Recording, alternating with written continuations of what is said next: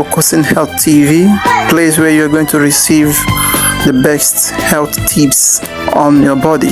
As you're about to watch this video, like, subscribe, and share for everyone to see. Thank you for watching.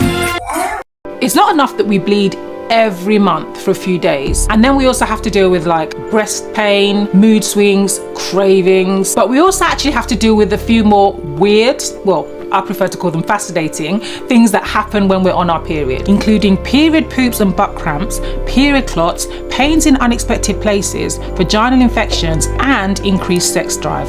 Hi ladies, I'm Dr. Simi. In today's video, I'm going to be talking to you about 5 weird or fascinating things that happen when we're on our periods. Let's start with the first one, period poop. I hope it's not too much information. It shouldn't be, because we all do it. Period poop is when there's a change in the consistency of your poo, so that's how runny it is, and also the frequency, so that's how often you're going. So during your period, you might notice that your poo is softer and you're going more often. Actually, let me show you.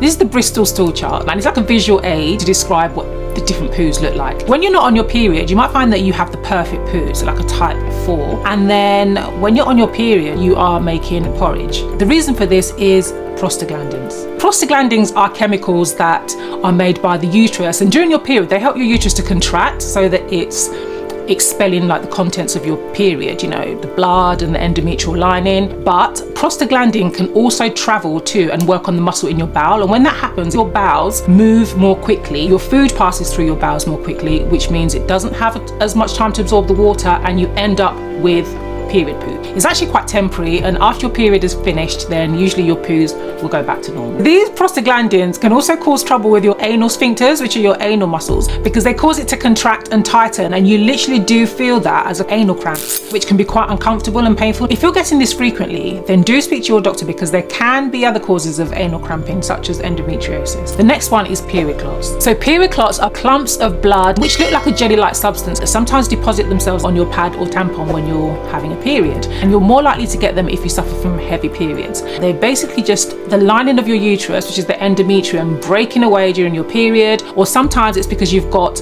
a pool of clotted blood. They can look a little bit alarming because they can be sort of dark brown, dark red, or even black. Usually they're nothing to worry about, but if you notice that your period clots are around 2.5 centimeters, then speak to your doctor for further investigations. Next one is vaginal infections. Being on your period is not going to give you a vaginal infection, but it can trigger vaginal infections such as BV or thrush.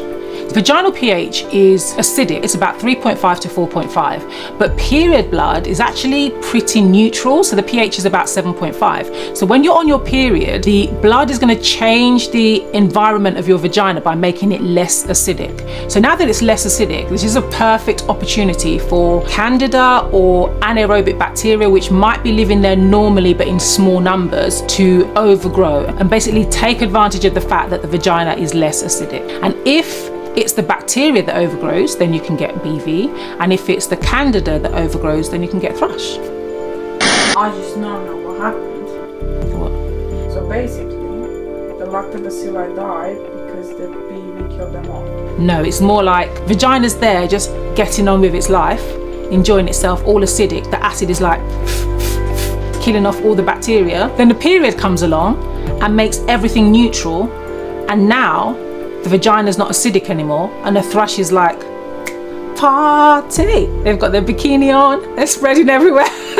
They're making white cottage cheese vaginal discharge. And then after the period, the environment is acidic again, and the lactobacilli are like, this is my party. And then the thrush disappears, or it's just there in low numbers, and then you don't have problem. Then you repeat yourself again the next month. Get it? It makes so much sense. Very colourful. It was colourful. Okay, so the next one is weird pain. So I mean pain in places where you wouldn't expect to have pain, like your groin, your hips, and your thigh. This is called referred pain, and referred pain is pain that starts at one site but then is felt at a different site. So the pain starts in your uterus, but you're feeling it in your back, hips, thigh, or groin. This happens because the nerves from the T10 to L1 segment of your spinal cord, yes, we're taking it there because we're medical, these nerves supply the cervix and the uterus. So period pains in these organs are also transmitted to the areas of the skin that are supplied by the same spinal nerves. So that's the area between your belly button and your thigh. The next one is increased sex drive. A few studies show that women experience an increased sex drive before their period. Usually it's around the time of ovulation, which actually coincides with when you are most likely to get pregnant. So it's thought that it's because there's a peak in the level of hormone estrogen, also an increase in the level of testosterone, which actually increases your sex drive. So if getting pregnant is not part of your plan, then you need to make sure that your contraception is watertight. So there are some women who